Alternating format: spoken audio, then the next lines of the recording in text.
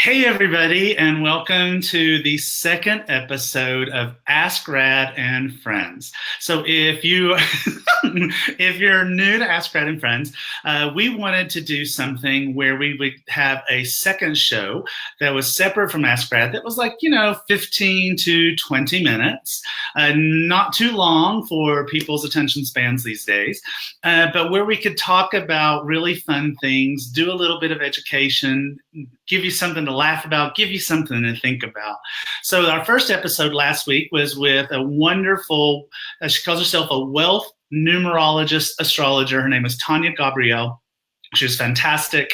And she told us what was coming up astrologically and numerologically for the rest of the month of September. So if you missed that, you might want to check it out. It's on my Facebook page, her Facebook page, and also my YouTube page. Now, today we have someone amazing as well. We've got the lovely Anna Grace Taylor.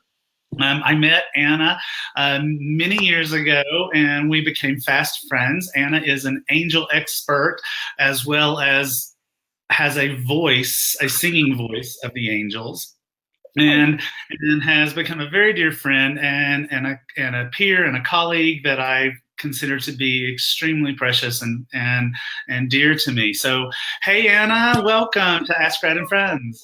Hey, thank you so much. It's always really fun to do these things. And I'm just saying to you, I am rarely a guest on any shows, so I'm excited.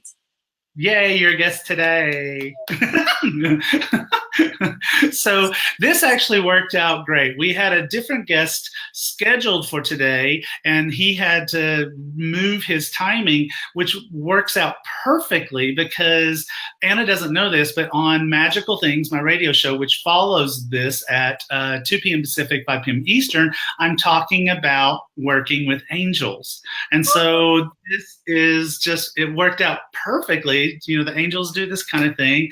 They tweak our plans for us in ways that make them work out better. So you and I chatted a little bit ahead of time, and we thought it would be fun to talk about how we got started working with angels and what those first experiences were like, because a lot of people really, really want to work with their angels, and they don't know how to get started, or they get easily discouraged because it doesn't work quite the way they think it works, or the way they've heard it works, because other people make it sound so easy, or that they're just going to see their angels in front of them. And so let's talk about that. Why don't you tell them, how did you get started in the whole angel world? Well, I was always, funny enough, really, really sensitive as a child. So I would feel people's energy. I didn't have a clue what that was. I just thought I was a bit crazy.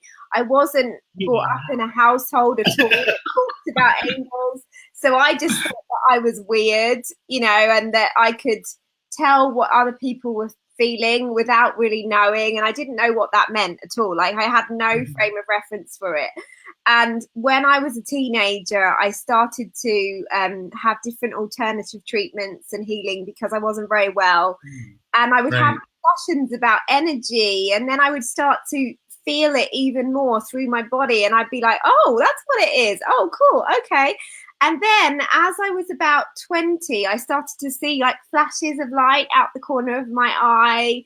And I would see orbs, the big circles of light, and go, oh, wow, okay, cool. There must be something, there must be something other than me. Even though I always had a sense of that, I didn't really understand it in the same way. I remember probably my earliest memory was as a child, I would hear my name when I woke up. And I didn't know what that was. I just assumed that somebody was calling my name, but now I know that that wasn't the case. It was my angels. And I really started to understand about 20 years old that I could actually start to ask them for help and, have a little bit of a conversation with them. And one night, after a really joyful day, actually, I was in bed and I saw a huge light in my room. And it was pink and golden, and there was no face, but it was like the most loving thing that you've ever, you've ever experienced. And I was just like, wow, I know that is an angel, because there is nothing else like that on the planet. And from that moment on, I was just really curious about who they were and how they could help me. And then a couple of years later, I took some classes and met you.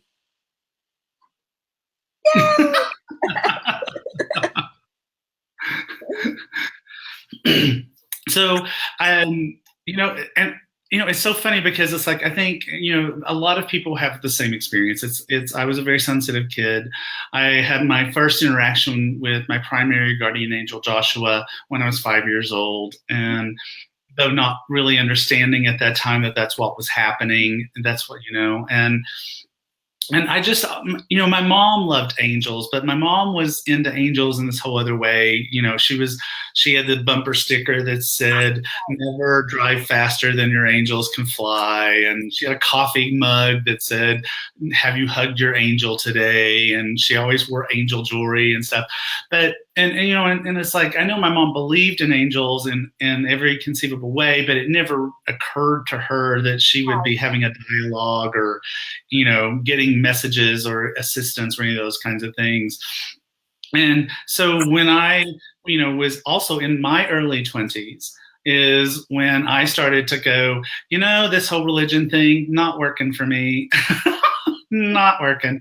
And I started seeking out an alternative kind of spirituality. And so it was just normal for me to go looking for angels. And so I found this little book called Angels Speak by Barbara Mark and Trudy Griswold, and started working with that book. And I also remember America Online chat rooms. Yes. Remember the Yes, I do.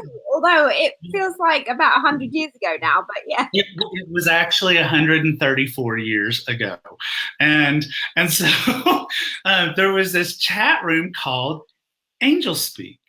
Wow. And in it was this woman from Indiana, another woman from Illinois, a guy from Illinois, curiously, a guy from Tennessee, a guy from California. And these people got together to talk about working with angels on a regular basis. And that's when I really started, going, okay, before anyone was using this word, it was like, this is my tribe right here. Right. Because I wasn't going to learn about angels from anybody in Knoxville, Tennessee. I just wasn't. Well, I live in a tiny village. I live in a tiny English village. I was 20 years old. I didn't have any friends that I kind of could speak to. And so it wasn't really until I actually met people that were helping me as my teachers and healers and mentors that I was like, wow, it's like these people are like me. Oh, cool. I'm okay. This is just a really lovely thing. It's not a crazy thing. And I get to help people. Oh, cool. All right, then. So, yeah, I completely get it. And it feels so comforting. I mean, even now, it's one of the best things about being me is to meet people like you and to talk all of these conversations that we could never have when we were little, right? So, right. Yeah, and it's like I think that that you took courses and seminars, I took courses and seminars. we crossed in some of those classes. That's how we got to know each other. But I really feel strongly that those kinds of things are so powerful. They're so important. I mean, you make friends. It's like I have a private group for my certified angel tarot readers, and it's like you bond. I mean, it's like I've got this boy in Argentina and this young lady over in Mexico and someone else over here, and all these people are just all over the place. Yeah. These people would have never found each other ever in a million years. No. Except that they took this course together, and it creates this family. This, Kyle Gray always likes to use the word tribe. That's groovy. It's like it just creates this whole connection with people that you would never have. And it's like you and I don't even remember how long ago it was since we met. First of all, I think in 2004, but we didn't become friends until a few years later. I think we were kind of aware of each other, I think. But I mean, that's a huge long time. That's a big part of our lives, and we've seen Right. each other do different things and support each other. I remember first knowing you, and you didn't have any decks of cards, no books. You were just like, I really want to do this, Anna. And I was like, yay, go for it. And then all of these cool things have happened, and I've released music and I'm teaching. And Right. I was one of those people that was like, I am never teaching. Just don't ask me to teach. I'm not going to do it. So, when we knew each I don't other. even get it. I don't know why you. I don't even get it. I don't get it at all. I know, but I was literally the person in the class that was like, no, that's not going to be me. So, I never say never anymore. Well, good, because you do have a course coming out. I do. I'm so excited. I just launched a brand new website, annagracetaylor.com. The actual dates for the course haven't been announced yet, but this is a special preview for anyone watching today, because if you click on the homepage of my website, you can download the free Guardian Angel meditation. And if you enter your details, then you can get dates of when the course is launched, but it should be within October time. So I'm really excited about that. It's going to be all online, all video. We're going to be meeting in a Facebook group. It'll be over 4 weeks or 4 modules. And we'll do all of the things that we just talked about: how to communicate with your angels, who they are, how they can help you, how to clear your energy, how to deal with life as a sensitive person. It's like the course that I always wished I had, really. I think that's awesome. And it's like, it's like I said, those things really do help us to get it, because I think that one of the things that is a challenge is the misconception about what having a relationship with your angels is really like, and what it feels like and how you experience it. And people think that therefore they're doing it wrong because they've been given some sort of concept or developed one in their own minds. So if you were to give people your top recommendation for how to successfully talk to your angels, what would you say? I would say pay attention to all of your senses, because sometimes we can get caught up in like, I haven't seen anything, so therefore my angels aren't here. And I was one of those people, because I'm not primarily clairvoyant. I really feel energy and I know my angels.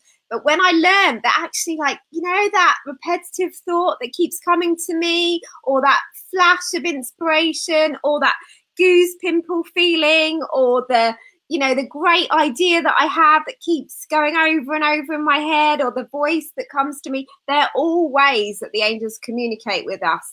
And I really love to be able to help people that think that they're not clairvoyant, they're not psychic, they're not intuitive, to realize that they are, Right.